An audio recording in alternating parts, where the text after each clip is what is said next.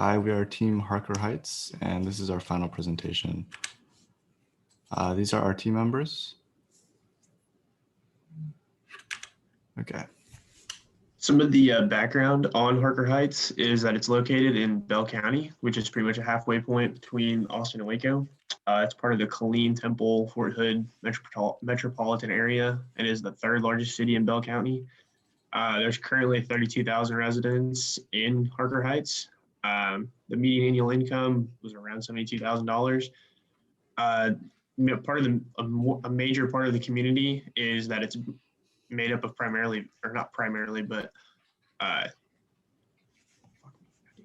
made up of a lot of veterans. And then there are some racial numbers.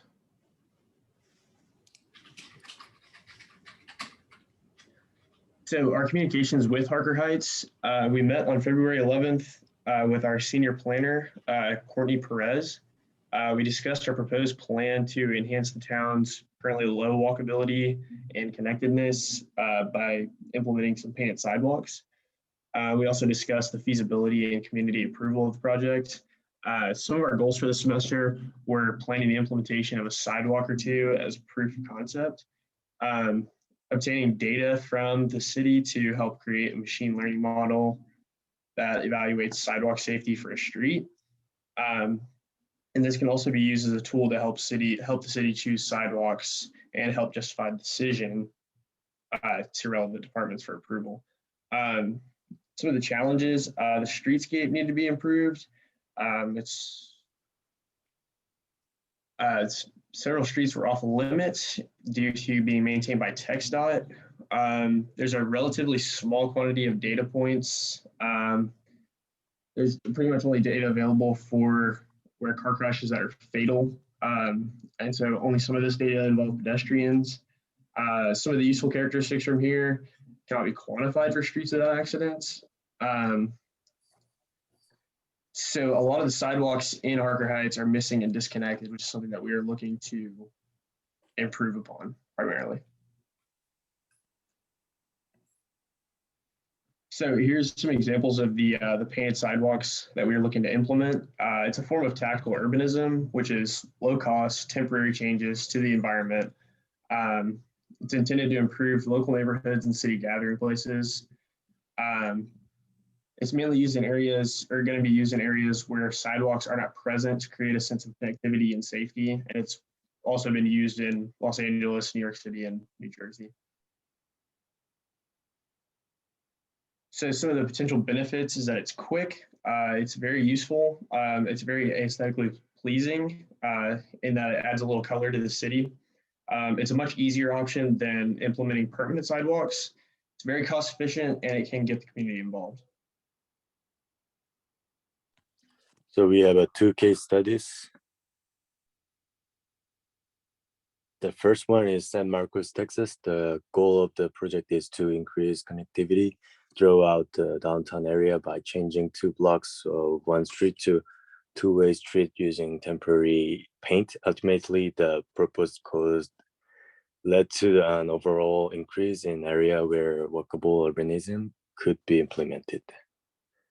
Iron Triangle, the second one is Iron Triangle Walkable Neighborhood Plan, Richmond, Virginia, identified key barriers to walkability and safety in community, identified key sets within neighborhoods, and use of a community outreach team today demonstration to highlight issues and opportunities. So with these case studies, we learned community involvement, find the location through combined effort with community outreach team, community local assets together, multiple small demonstration, use the demonstration to highlight biggest opportunities for for a future permanent project. All right, so I'm gonna go ahead and discuss a bit about the street data that the machine learning side received, as well as how we implemented the machine learning model. So here's our data. the first part of the data we collected was from the city data site, which essentially discussed the amount of accidents that Harker Heights has had since 1979, specifically fatal ones. So it talked about the amount of vehicles involved, if there were drunk people involved, and how much, number of fatalities, people, pedestrians involved, and some more stuff. We also scraped some more data, such as the speed limit and the distance from the nearest bar, which we manually scraped.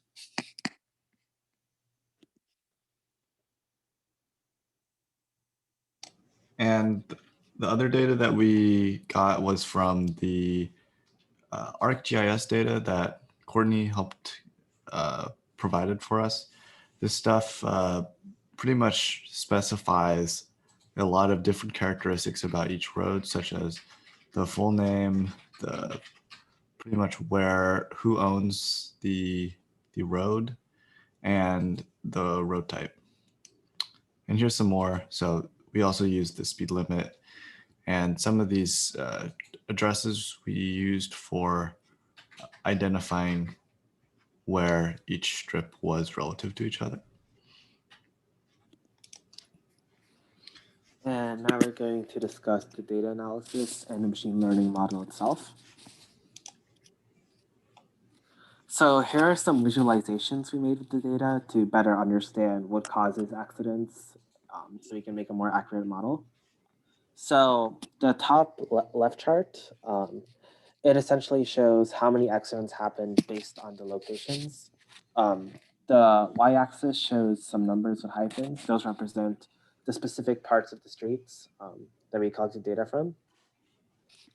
And this told us, which streets had the most accidents, so we could look into what factors could have caused that for these streets. The top right graph shows the number of accidents total that happened for each type of street, such as boulevard, expressway, road.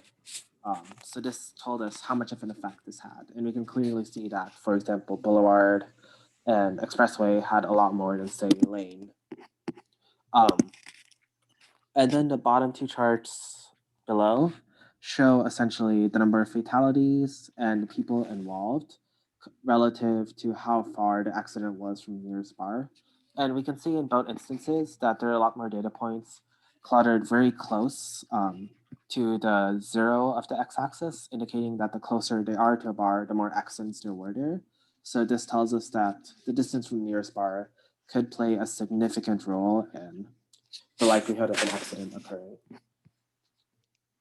So using this data, we developed a machine learning model to help predict how safe a street is.